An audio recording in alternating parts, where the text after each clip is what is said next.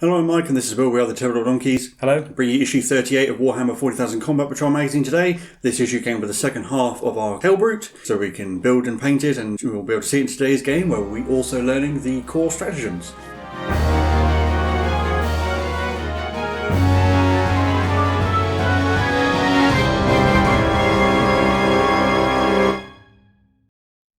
Looking through the issue first up with the painting guide for the Helbrute, starting off with Abaddon Black base coat, but there is quite a lot of fleshy parts in it, so we're doing that in Squig Orange, so you might look a little bit sunburnt, but it's probably the closest flesh colour we'll get with the magazine. And then Lead Belcher for his hammer and any mechanical parts, and there are quite a few mechanical parts on his legs and sort of built into the flesh and around his shoulders. And also some pipes on the back of the head, and also his exhaust. And then again, there's a lot of trim, which are going over in Retributor armour, so you just need to take your time and neaten up with any Abaddon Black or anything if you spill over. Wraithbone for all the bone parts, which again, there are quite a few decorative bits. Rakov Flesh for any of the fleshy pipes, and Mephiston Red for the eyes that are protruding under his left arm and also his eye lenses as well. And then going over with shades, we've got Nuln Oil for all the mechanical parts and any of the red bits. Agaxo Shade for the Rakov flesh bits and any of the bone. And then Reikland Flesh Shade for the gold. And Carroburg Crimson for his flesh. He's going to look very sunburnt by the end, I think. And there you can see him up to this point. There is some more background lore, this time on Warzone Nephilim. So after the Great Rift opened up after the fall of Cadia, the Imperium lost contact with a number of sectors, one of which was the Nephilim sector, which had come under the influence of an alien race called the Necrons, which I don't think we've met at this point. But the Necrons were projecting some sort of psychic malaise, which seemed to be stilling the humans in the system, and the Imperium were trying to destroy these great pylons that seemed to be emanating this malaise, while the Necrons themselves fell into a civil war due to the actions of the Silent King Zarak. So over the next pages you can see the layout of the Nephilim subsector as well as some of the major systems, and also a little warp rift that opened up so the Forces of Chaos could get involved. And then it goes over some of the major dramatis personae. So we've got Rabute Gilliman, the Primarch of the Ultramarine Space Marine chapter, and is in charge of the Imperium as a whole now. There's Ephrael Stern, who is a sister of battle, with her faith in the Emperor made her immune to the malaise. And then two Necrons, Illuminor Xeris, who is a technomancer as they call it, who wanted to study humans in an attempt to recreate the Necrons' original organic forms, because they're now have machine bodies. And Zarak, the Silent King himself, who presumably had his own plans. There's more background on the Forces of Chaos. We have the Favourite of the Gods, so we know that people who fall to Chaos often attempt to gain power for themselves, and sometimes they will dedicate themselves to a specific Chaos god rather than trying to please Chaos as a whole. So we have the Death Guard, who are Chaos Space Marines who are dedicated to Nurgle. It means that their bodies are all rotted and full of pustules and corpulence, and they're all generally unpleasant, but that makes them very tough in combat, and they like to spread Nurgle's diseases to his foes. There's the Emperor's children, who are dedicated to Slaanesh and are sort of obsessed with achieving ever more sensations and pleasures and whatnot. And then the Thousand Sons, who are dedicated to Tzeentch and wield his sorcerous powers in combat, but this comes at a great cost, as most of the Thousand Sons have been reduced to dust and their souls have been bound to their armour. And then background on Nurgle himself, the Plague Father, the god of disease, and he's a very generous grandfather. He loves all of his children and wants to give them all as many diseases as they can possibly have, because with disease and death comes new life and adaptation. He's usually depicted as a mountain of rotting flesh and boils. And then it goes over some of the demonic forces of Nurgle. So we have the Feculent Gnarlmaw, which is a sort of demonic tree that is a gathering point for the other forces of Nurgle. The Poxbringers, who wield magic and lead the other demonic troops on the ground. The Plague Drones, flying giant wasp-like things. And then Rotigus, who is a great unclean one. Rotigus is a particularly powerful one. And now I hand you over to Will, who will take us through the core stratagems, and we'll learn about our new Helbrute and how he does in today's game. So before we can look at more cool rules and get into today's game, we have the datasheet for the Helbrute from the previous issue. So it is, of course, a vehicle. It has a 6-inch move, toughness 9, 2+ save, 8 wounds, a 6+ leadership, and OC of 3. It's equipped with 2 weapons, the Helbrute Plasma Cannon and its Helbrute Hammer. The Plasma Cannon has Blast and Hazardous, the 36-inch range, D3 shots, they hit on 3s, strength 8, -3, AP, and 3 damage. And the Hammer has 5 attacks, they hit on 4s, they're strength 14, AP -3, and D6 +1 damage each. It has Deadly Demise 1, so it can potentially do a mortal wound to things nearby if it dies, and it has faction ability Dark Pact, which we haven't learnt yet, but no other special rules. And then back to issue 38, where we have more of the core rules, this time the core stratagems. We've learnt the command reroll stratagem before, and the faction-specific stratagems for 2 of our combat patrols, but there are several other generic ones that are available to all factions, and we'll cover all of them here. They're laid out in the same way, where the colour indicates whose turn you can be used in, so green is either player's turn, blue is your turn, or red is the opponent's turn, and there's a little symbol that explains which phase it's used in as well, which you can match against the phases that we learnt earlier, and each one lists the number of CP that it costs. But they're also in that grey box stratagem categories. All stratagems fall into a certain category. There's battle tactics, epic deeds, strategic ploys, and war gear stratagems, and not usually in combat patrol, but sometimes in the full game there will be other rules that can specifically be used with stratagems of certain categories, usually reducing their cost. And having a look at the stratagems themselves, command reroll we know all about. You can use it to reroll certain dice. But we have counter-offensive, which can be used in any fight phase just after an enemy unit has fought. And for 2 CP, you can immediately select one of your units that's within engagement range of one or more enemy units and has not been selected to fight, and that unit can fight. And that happens immediately. So its main use is when you have multiple enemy units that have charged, and so would normally all get to fight first, but you can interrupt them with counter-offensive and fight with one of your units instead. And we have epic challenge, which is also used in the fight phase. When a character unit that is within engagement range of one or more attached units is selected to fight, and the character model in that unit has the precision rule on its melee weapons. So you can essentially pick out enemy characters in melee, and that costs you 1 command point. And then we have a load more over the page. And it is worth pointing out that these are the ones that you will find in the downloadable core rules, but there have been some changes to some of them made in some balance updates since these were originally published. Those updates are not presented in the magazine, and so generally speaking we don't use updates, because although they are available freely online, if you're just starting off all you'll have is the magazine, but it's worth bearing that in mind, and we'll talk a bit more about that at the end. So one of those is changed rather a lot, is Insane Bravery. So the written version is used in the battle shock step of your command phase. Just after you've failed a battle shock test, you can spend 1 CP and the unit is treated as having passed the battle shock test. Then we have Fire Overwatch, which is used in your opponent's movement or charge phase, just after an enemy unit is set up, or when it starts or ends a normal, advance, fallback, or charge move, and 1 unit of your army that is within 24 inches of that enemy unit and would be eligible to shoot if it was your shooting phase, so it's not in melee for example, can shoot as if it were your shooting phase, but when making ranged attacks, an unmodified 6 is required to hit, regardless of the attacking unit's ballistic skill or any modifiers, and you can only use it once per turn. So it lets you shoot at something after it moves or when it's trying to charge you, usually.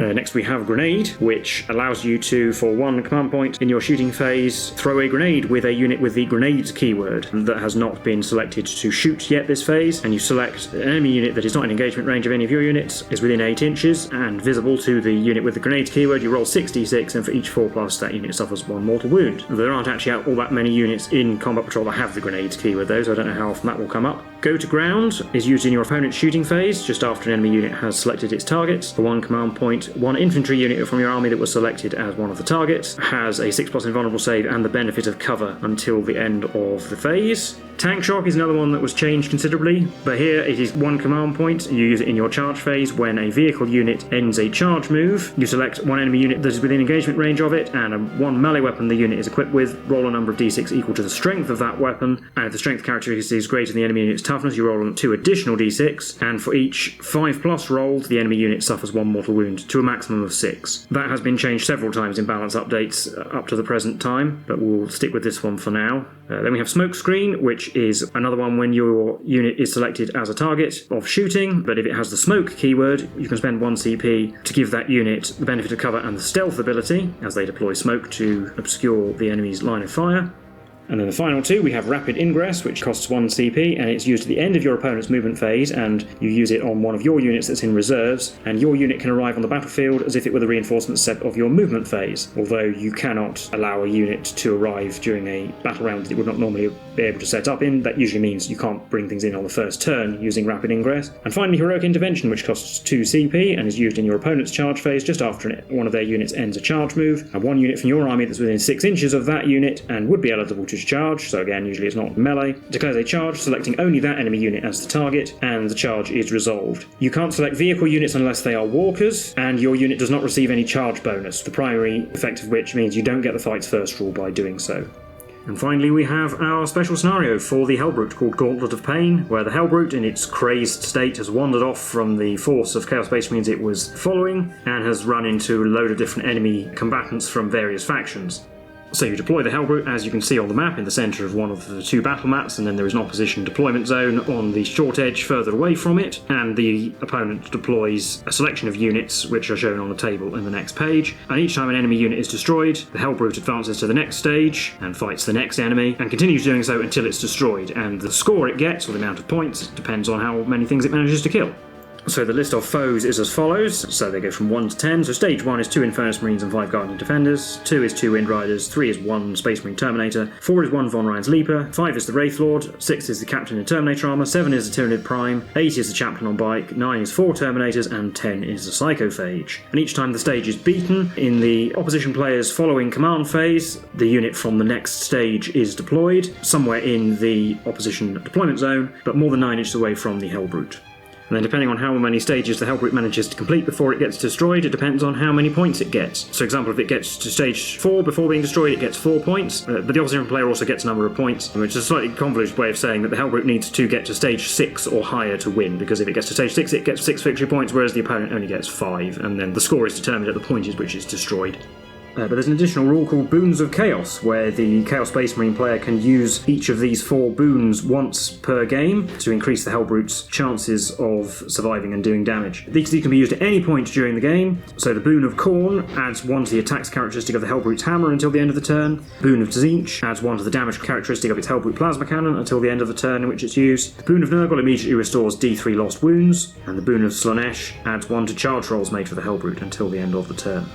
And there's also some custom enemy tables, so you can make up your own challenge for the Helbrute to undertake, or even use models from your own collection, and you can write those down here. And finally on the back page we have the victory or defeat outcome for the Helbrute, whether it manages to overcome its foes, or whether it will endure a whole new set of torments. But we'll get the board set up and our Helbrute deployed, and then see what it will be facing first. So here we have the new Helbrute in its position, and its first challenge in stage 1 will be 2 Infernus Marines and 5 Eldari Guardian Defenders, who I suppose are temporarily teaming up to try and survive a greater foe. And here's a closer look at our Red Corsairs Helbrute, so you can see the big plasma cannon and the hammer. The mission doesn't specify who goes first, so I suppose we will just roll off. That was equal. And this time the adversaries have won. But we won't keep track of turns because it just goes on for as long as it goes on for. But we're going to be into the first adversary's turn. The Guardian Defenders and Infernus Marines have moved forward. The Guardian Defenders can all get in range. The Infernus Marines can't, but they're not going to get too close because they don't want to be charged. So then the Guardians can shoot at the Helbrute. And as usual for these special missions, we have given ourselves command points, and we might even be able to use some of the generic stratagems. But right now, though, we have 10 shots hitting on 3s. 6 hits, but we're winning on 6s because of strength 4 against toughness 9. Well, we got a wound. AP -1. 3 plus save. Saved. There's nothing else for the adversaries to do in their turn, so on to the Helbrute, turn 1. Helbrute's just going to move up. We're going to fire the plasma cannon at the Guardians because, even though they wound on 6s, they do have AP, and I want to be able to charge the Marines, and they're slightly closer. Yeah, but I will spend my command point for go to ground, so that gives them the benefit of cover and a 6+ invulnerable save. It's a 6+ save either way, but I get a save this way, and just to show it off. So we'll have D3 plus 1 shots for blast. 4. Hitting on 3s. 2 will have to do. Strength 8, so wounding on 2s. 2 wounds and -3. Yep, so a 6+ invulnerable or armor save either way. No, it didn't make either, so it didn't help, but only 2 go down. But the weapon is always hazardous. So on a 1, he's fine. So we'll be on to the charge phase. So I need a 9 to get to the Marines.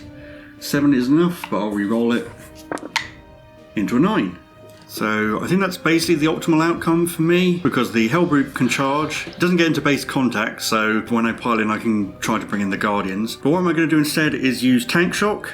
So because of Tank Shock, I roll 14 dice for the Helbrute hammer, and that's more than the toughness of the Marines, so I get 2 extra dice. So for 16 dice, each 5+ is a mortal wound using this version of Tank Shock. Yep, to a maximum of 6, but there's only 4 wounds in the unit, and that's enough to kill them. And then we move on to the fight phase, because that was still in the charge phase. Yeah, so because the Helbrute charged, I can pick him to fight, which means he can pile in, and piling in gets him within an inch of the Guardians, which means he can attack them. 5 attacks, only hitting on 4s though, because the hammer's a bit unwieldy. So he only gets 2 hits. Wounding on 2s, because it's strength many. That is 2 wounds at -3. Yeah, and go to ground doesn't help me here, so no save. That's 2 squished, 1 left. And then after a consolidate move, there's only 1 Guardian left to strike back. But the Guardian missed, and then it will be on to the adversary's turn again. Battle shock test for that Guardian passes, So the Guardian's just going to fall back. Obviously it can't attack because my reinforcements can't come in within 9 of the Helbrute, so this way I might be able to get it away from my deployment zone. But then it'll be back to the Helbrute. Well, I'm just going to move up an inch away. No, we might as well... No, we're not going to blast him with the plasma cannon because it's dangerous, and Helbrute's got some sense of self-preservation. And then obviously it makes its charge. Yeah, don't need to move in, so we've got 5 attacks on 4s, 3 hits, wounded on 2s. That's 2 going through. Splat. So that leaves the Helbrute successfully completing stage 1, but now the stage 2 foe will arrive in the command phase of the next adversary turn. Stage 2 is 2 Wind Riders, and because they have 2 different weapons, will roll randomly, so rolling a d3 for each one, and on the 3 they'll have a scatter lady. Note we have 2 with shuriken catapults. So 2 Wind Riders have arrived, and I put them just within 18 inches, so they'll be in range to shoot, but we'll obviously keep our distance. And then 4 shots hitting on 3s, 3 hits. Got a lot of command points, let's re-roll one. 6 is to wound, but re-rolling because of twin linked. Nope, back to the Helbrute. Well, we're going to start plodding towards the Wind Riders. I think we are going to be within 12, so we can make a long bomb charge. Just going to have to try and shoot them with the plasma cannon. D3 shots, 2, hitting on 3s. They both hit. Strength is 8, so 2s. They both wound at -3. Wind Riders are not infantry, so they can't go to ground, so they just get a 6+ save anyway. Oh, they made one, so only 1 is destroyed by that, because it's 3 damage each. Yeah, and then hazardous. It's not hazardous.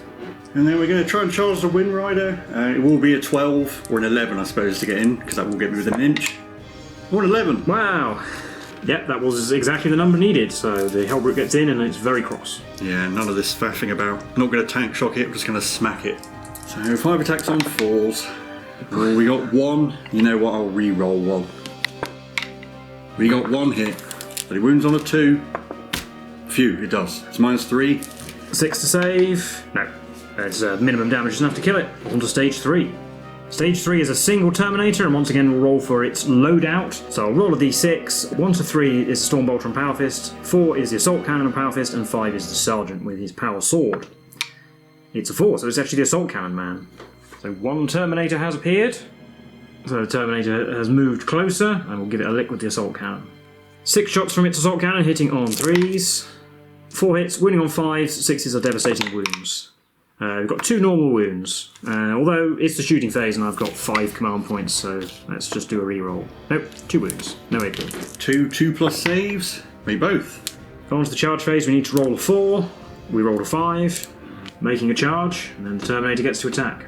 3 attacks, hitting on 3s, 2 hits. It is strength 8, so it'll be winning on 5s still, and does not get either of them. Actually, I'll re-roll one of those with a command point. I could save it for the invulnerable save, but that's just going to make the game take longer, so we still fail to win though. 5 attacks back from the Helbrute, gets 3 hits, wounding on 2s, gets 3 wounds at -3, so invulnerable saves. 4s, made 2, so only 1 going through. D6 +1 damage for 5. So the Terminator is obliterated. The next stage doesn't start until the opponent's command phase, so the Helbrute actually has a turn to wander back into the middle of the board. It just effectively gives us both an extra command point. Then 1 Von Ryan Sleeper has turned up 9 inches away. And then in its movement phase, it will move up in front of the Helbrute. Yeah, and you know what, might as well try overwatching it. We might get a lucky 6. Yep, so spending a CP, so it can be done when it either starts or ends the move, it doesn't really matter in this case, and the Helbrute can shoot it because it's within 24 inches. D3 shots, just 1, and it hits on a 6, where it normally hits on 3s. No. Is it hazardous? No. And then the Leaper obviously manages to make its charge, being only an inch away, and it gets 6 attacks. They hit 4 times with a re-roll. No, still 4. 5s to wound. Nothing. And the Helbrute's hitbacks. I'm going to re-roll one of those. It's old and confused. It only got 1 hit. Wounds on a 2. It did. 6 plus invulnerable save. No. D6 +1 damage. 3. It's enough to kill it. So we're on to stage 5 already, which is the Eldari Wraithlord, and because of the way the points work, if the Helbrute wins this confrontation, it actually will win the game, although obviously we'll carry on anyway. So the Wraithlord will move 8 inches in its movement phase, and it can actually shoot. And we're up to 6 CP each, because we're another Helbrute turn passed in between all of that, of course. Then we have the Bright Lance, hits on 4. Oh, it did. It wounds on a 3, because it's strength 12. It did wound, it is -3 AP. So we got a 5+ armor save. Failed. I will re-roll that because it does big damage. Success. Oh, that is important. And the Shuriken Catapults didn't do anything, so the Wraithlord has obviously successfully completed its charge, but it is a vehicle, and so it can use tank shock, so I will. 12 dice because its strike profile on its melee weapon is strength 10, and then that's higher than the Helbrute's toughness. Looking for 5s. 4 mortal wounds. Before the Wraithlord gets to strike me, I'm going to use the Boon of Nurgle to get D3 wounds back. 2 up to 6. But then it does get to attack. I'll use the strike profile, which has 4 attacks to hit on 4s. 3 hits. I will spend a command point to try and get a 4th. Yes. Strength 10, so 3's to wound. 3 at -3. 5s. Made 1. Right, I'm going to have to re-roll to try and save it. No, so it's 2d6 plus 2, it's probably going to die. D6 plus 1 damage each. Yeah. 7, 8, 9. Yeah. So would have killed it outright. it does die, does go down. It might deadly demise though, I suppose. Why? Oh, it did actually do a mortal wound to the Wraithlord. So perhaps not that surprisingly, the Wraithlord is a tougher challenge than everything it's faced before, and it does take out the Helbrute on the charge. So officially the Helbrute did not get enough points to win. It is left to suffer an ignominious fate. But in the interest of seeing what it can actually do, we'll set it up again a little bit away from the Wraithlord and let it have another go. Just make the video a bit longer if nothing else. Yeah, just to see what the higher stages are like as well. So it'll be the Helbrute's turn. So we're just going to head in. When we shoot, I'm going to use the Boon of Zinch to get +1 damage. We'll assume he's used up the Boon of Nurgle already, and that's what allowed him to have a second go. D3 shots, just 1. Hits on a 3. It does. So wounds on a 3. Sorry, it's strength 8, so it doesn't wound. Oh, it is hazardous, so I can re-roll that with a command point. Yep, that is one of the things you can re-roll. It's not hazardous, fortunately. So we'll just be on to the charge phase. Where a 7 will be enough, I think. Going to have a go at this tank shocking thing again. And this will be 16 dice, because strength 14 is higher than the Wraithlord's toughness. 5 mortal wounds. Down to 5. And then in the fight phase, I'll use the Boon of Corn to get an extra attack with the hammer. 6 attacks on 4s. Ooh, 4 hits, I'll take that. And wounding on 3s. Going to re-roll one of those. 2 wounds at -3. 5s. Made 1. It could still go down there. I suppose I might as well use a command point because I've got loads. Oh, made both. Yep. And 4 attacks in return on 4s. Oh, they all hit. Well, it never does this in normal games. Yeah. Wounding on 3s. 3. 5s. Made 1. Well, it is on full wounds. No, it's dead. Does a ridiculous amount of damage and doesn't blow up this time. It's clearly an elite Wraithlord because it never missed any of its melee attacks. But we're going to pretend that it did pass and now it has to face a captain. Although we'll give it back its full wounds as well. Yeah, we'll just show it off against the next stages. Just to see what the other stages hold for it. So the captain will move up his 5 inches. Yeah, we might as well try and Overwatch and chip some wounds off. D3 shots, 2. Nearly on 6s. Nope. Is it hazardous? It isn't. Stormbolter didn't do any wounds, not that surprisingly, and his charge roll, yes, he's in. So the captain's in, and he has 6 attacks hitting on 2s, wounding on 5s. 2, -2. 4+ save, made 1. Yeah, I'll re-roll that. Nope, takes 2 damage, down to 6. And 5 attacks with the hammer. 4 wounding on 2s, getting 3. 4+ invulnerable, no, made 2. I can re-roll 1 though. Yeah. Nope, does go through. D6 plus 1. 4, still there. Oh, the captain actually survives a round of melee, and then it'll be on to the Helbrute turn. Where, incidentally, because the plasma cannon is a blast weapon, it can't shoot it in melee with big guns never tire, or at least not at the captain anyway. It could shoot at something outside of its own combat with it. But then the captain gets to fight it back first. So another 6 attacks on 2s. And 5s to wound. Oh, any wounds this time though. Well, he's probably going to get squashed, so I'll try and re-roll, just get another, see if I can get another 2 damage through. Nope. So 5 attacks on 4s. 4 hits again. 2s to wound. 3 wounds again. 3 4s. Made them all. So we'll be back to the captain's turn, where the Helbrute gets to fight. 5 attacks on 4s. Oh no, it's slowing down, only got 1. Oh, and he wounded. Saved. Captain's attacks. We'll re-roll that miss. Yep. 5 to wound. More in shot than anyone. With a 4+. Nope. Re-roll it. Saved. Back to the Helbrute's turn. Captain gets to strike. 5s to wound. All 3 this time. 3 4+. Oh, we can't make them as good as Marines can. Save 2. It takes 2 damage. It's down to 4. 5 attacks. Missed. But then it gets another go in the captain's turn. That's better. 4 hits. Is it going to be 3 wounds? Look, it is. Can he pass all 3 invulnerable saves again? Oh dear, he failed 2 this time, so, well, 1 will be going through, it will kill him because he's only got 2 wounds left. Right. Captain finally dies. so Tyranid Prime has appeared. It'll move up straight into the face of the Helbrute. Might as well try and overwatch it. Just to show off the stratagem, if nothing else. 3 shots. Hitting on 6s. We got a hit. Wounds on a 3. It did. -3, so no save. It doesn't get its invulnerable save if it doesn't have that enhancement, so it's only 3 damage going through. Yeah, and is it hazardous? It is. So I'll re-roll that. Phew. And then it will obviously make it to charge, being only 1 inch away, and then it will have 6 attacks hitting on 2s. They all hit, they wound on 5s. Oof, 4, and you know what, I'll re-roll 1 because it doesn't get a save, so there's no need to save those. No, it didn't. No, it was 4. -1 though. Yeah, 3 plus saves. Failed 1, which I'll re-roll. Made them all. Try and smack it with my hammer. Got 3 hits. Wounds on 2s. That's a very dead Tyranid. Helbrute's actually going to move back in its own turn. It's had a flash of cunning. Then stage 8, a chaplain on bike has appeared and was driven up into the face of the Helbrute. 2 shots with a twin bolt rifle, but it can select the Helbrute for Catechism of Fire, so we get devastating wounds against it. 3s. They both hit. 6s to wound, but they will be devastating. No wounds. But it is twin linked. Still no wounds. And he'll charge obviously, and then 5 attacks hitting on 2s. Save the reroll, 4 hits winning on 5s, so he's strength 6. When he gets 2, they're only -1. 3s. Failed 1s, I'll re-roll it. Oh no, it takes 2 damage? Yeah, it's down to 2. But it gets to hit back. Yeah, another... Oh, missed. Helbrute's turn, so the chaplain gets to go again. Missed twice this time though, 6s. Oh, he got a wound. Saved. Oh, I can use my re-roll. Try and smack him. Oh, 5 hits. We're only on 2s. What? This is some bad new model syndrome. 2 wounds. 4 plus invulnerable saves. Made 1, failed 1. We will re-roll the fail. No, it does go through.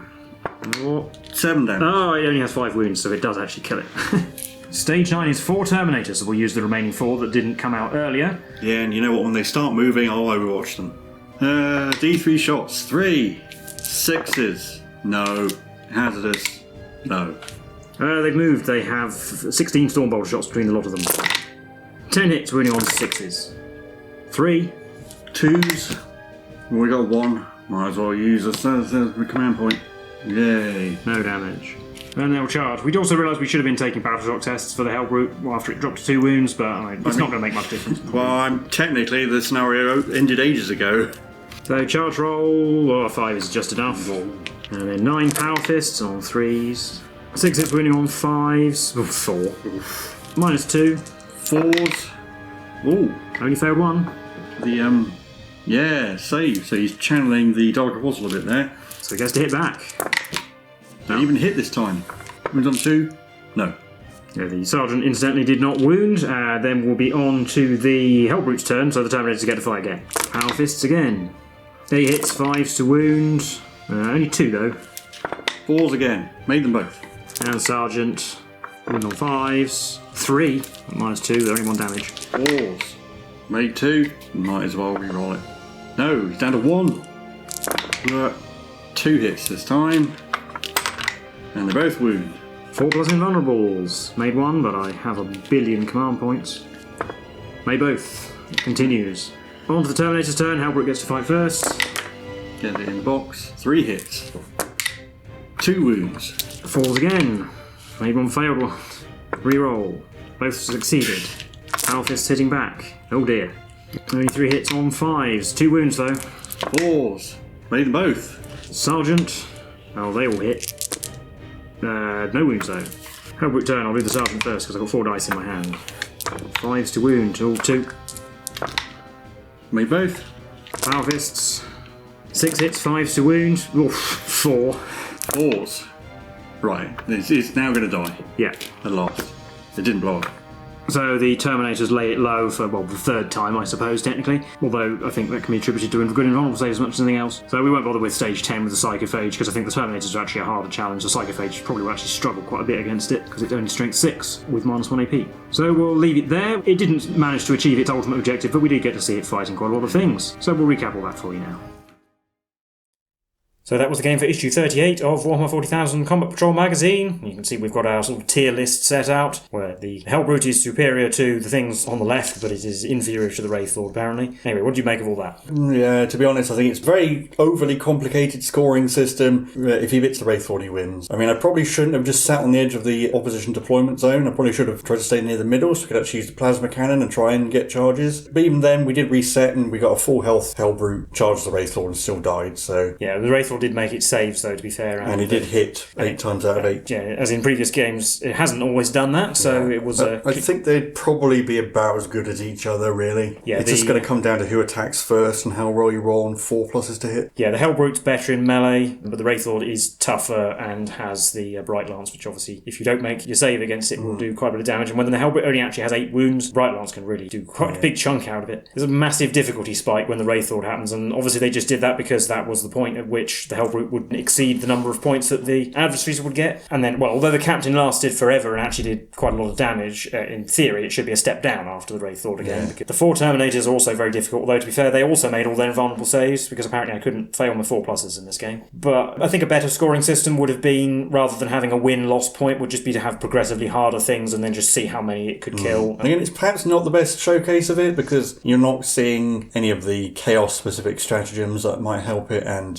none of the enemy-specific stratagems like the Terminators. You probably deal with it a lot quicker. Yeah, Oath of Moment and the stratagem to reroll wounds against it, they'll actually probably bring it down quite fast if they get the charge. Yeah, within the context of the Chaos Space Marine Combat Patrol, it's still a big, tough thing, and it can do quite a lot of damage. It's certainly not something you want to take lightly, because its firepower can actually damage something like, particularly that Space Marines, quite badly. It will, of course, one-shot a Terminator if it does get through. That is useful. And you don't want to engage it in melee with something other than, like, the Terminators on the charge with the stratagem, or the Wraithlord. Yeah, there is a good... I think it would bully the Psychophage quite effectively. Yeah. Its main downsides are, doesn't have that many wounds, so anti-tank weaponry will kill it reasonably fast, like the Bright Lance only needs to hit it a couple of times. Yeah, and it's only toughness 9, which is high, but there's quite a lot of things actually in these collections that are strength 5, so they can still wound it on 5s. And while they might not seem like a lot, it does add up eventually to taking it down. And it's also actually quite slow. 6-inch move means you can avoid it, particularly the Eldari. Other fast armies will be able to stay away from it. Oh, and its other downside is it only hits on 4s in melee. It does a ton of damage, but it can be quite inconsistent. In fact, I think there were quite a few times where you hit either 4 times or once, or maybe not at all. So yeah, and we just get to see a few of the stratagems. Normally in these series we do use the magazine version of the rules, ignoring the updates, but technically these updates are free. Yeah, it's confusing. The actual downloadable core rules are still these old versions, but they're in a core rules update document. They change them, and they make them much better, because as you can see, Tank Shock is really good if you have a really high strength melee weapon, whereas it's actually not that good on other vehicles that don't have a strong melee weapon. Yes, so it actually made walkers much better at Tank Shock than actual tanks, because their tanks don't have good melee weapons, so now it works based on toughness, which I think for the Wraithlord would make very little difference. It would make a big difference for the Helbrute. It maxes out at 6 when you're rolling 16 dice. On average you're going to get 5. And because it's mortal wounds, that can do a ton of damage to a tough thing. Most of the changes won't make much difference. Yeah, it's really only going to be Tank Shock, and Heroic Intervention being 1 CP cheaper makes it much more easy to use. Oh, and Insane Bravery was changed to you have to use it before you roll the Battle Trick test rather than after you've seen the result, and it's only once per game. That probably won't make actually all that much difference in Combat Patrol, because you probably wouldn't use Insane Bravery more than once or twice a game anyway in Combat Patrol, I wouldn't have thought. I think that's basically it. The only other changes were word clarifications. But leave any comments if you'd rather we keep following the magazine, just because that's what we usually do, and that's probably what a newcomer would do, or would you rather see us use the new updated versions of them simply because that's what most players will be doing? But otherwise, the other ones, I mean, Fire Overwatch, I think, is going to be the biggest change to the games coming. It's going to be a massive benefit to the Infernus Marines because they have torrent weapons, so they automatically hit. They've always kind of been the weak link in the Marine list, and this basically solves their biggest problem. Now it's a massive zone of don't come near me. Yeah, there are plenty of instances in previous games where something has moved near the Infernus Marines, and if we had Overwatch, they really would not have got anywhere near them. For most other units, it might be alright with something like the Guardians who have a lot of shots, but when you're hitting on 6s, you only use it on something that is going to be really effective generally, something with a lot of shots, or when it's really crucial that you just, even sometimes doing 1 wound or something can be important. Heroic Intervention can come up sometimes. I don't know if anything has smoke in the Combat Patrol datasheets. And I don't think any units will have grenades, although most infantry in the proper rules do have grenades. Yeah, Infernus Marines, Guardian Defenders, Legionaries, they will have the grenades keyword, but they don't in Combat Patrol, so possibly won't come up at all. I don't know if we even get any grenade units. Ghost Grenade ground is occasionally useful if you find yourself caught out and just need a little bit of extra survivability to hold an objective, for example, something like that. Rapid ingress might be useful. It means if you put, say, the Terminators in deep strike, you can actually bring them down in your opponent's turn, which might catch them off guard. Well, it also means that when it comes to your turn, you can move them, which can make their charge easier. And it's good with a tough unit like the Terminators, because you come down in your opponent's turn, so then they have their shooting phase, they can shoot at them, but Terminators are not likely to suffer too badly from that. And it's alright with units like the Parasite of Mortrix as well, because they're so fast that you can probably hide them somewhere and then they'll be able to get where you want them to go. But they do still suffer from the same problem where it's easier to screen off large areas of the board and stop them coming in close to you in the first place. And then counteroffensive is the other important stratagem in a normal game. In Combat Patrol it may be slightly less useful because you're not going to have that many situations where you're being charged by more than one powerful enemy melee unit, because usually that's why you want to use it, is because if you're charged by multiple things, it lets you break the fight sequence and strike before one of them. But not many armies have multiple powerful melee units. Well, we'll see. It may come up, but it does cost 2 CP, so you've obviously got to save for it. And then Epic Challenge, it might just be useful every now and then. Spaceman Captain's fighting the Guardians, for example, doesn't have the enhancement that gives him precision already. Probably more useful the Tyranid Prime, because it actually helps him get rid of important people. A lot of the characters we've got so far are quite tough, but there are some that we're getting later who are much squishier and generally will always be in a unit because they're just not tough enough to be by themselves, and then it does mean you can sometimes just take them out. And I guess talking a bit about the Helbrute itself, it is a pretty cool model, a cool twist on the old Dreadnought design, but unfortunately those old Dreadnoughts are kind of being phased out for the new Primaris-sized ones. So he looks a bit oddly small, and it probably is showing its age just because it's not terribly posable, even compared to the old Dreadnought. And I think it does work out as a decent saving getting it over 2 issues. It's an older kit, so it's not quite as expensive as some of the more recent vehicles, but it's still less to get it in 2 issues than it would be to buy it separately. It may only be available on the Games Workshop website, as it's an older model, and they often are. And it does have several weapon options, so if you're not making it to the Combat Patrol loadout, it does have like las cannons, for example, which are a generally better option because it can sit further away and shoot tanks with it. And of course that does actually also finish the normal Chaos Space Marine Combat Patrol as well by including that in, but we haven't had a chance to play with it, and we won't for a couple of issues because we're getting the Wraith Guard and the Terminators in the next 2 issues, so probably be a couple of issues before we see the full Chaos Combat Patrol actually deployed. Anyway, I think that'll be it for this game and this episode, so let us know what you thought of the game. If you tried it with your Helbrute, how far did it get? Let us know in the comments below. If you did enjoy the video, then please do leave a like and subscribe. Yes, and do leave a comment on whether you think we should use the updated stratagems or the original ones as well. Yeah, we've been the Tabletop Donkeys, and we'll see you in the next one. Bye for now.